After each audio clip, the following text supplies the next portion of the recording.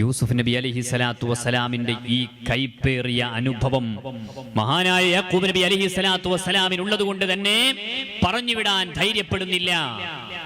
അവസാനം പറഞ്ഞു, ഞാൻ നിങ്ങളെ കൂടെ വിടാം, നിങ്ങൾ ഒരു ഉറപ്പു തന്നാൽ.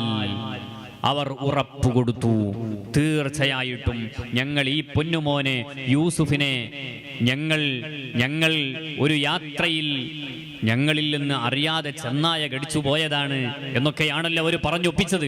അങ്ങനെ ഞങ്ങൾക്ക് അബദ്ധവശാൽ അങ്ങനെ സംഭവിച്ചു പോയി. എന്നാൽ ഈ ബിനിയാമിന്റെ കാര്യത്തിൽ അങ്ങനെ യാതൊന്നും സംഭവിക്കുകയില്ല. ഞങ്ങൾ കൃത്യമായിട്ട് ബിനിയാമീനെ ശ്രദ്ധിച്ചുകൊള്ളാം, സൂക്ഷിച്ചുകൊള്ളാം. എന്നിട്ടവർ പറഞ്ഞു, ഖാലല്ലാഹു അലാ മാ നഖൂലു വകീൽ.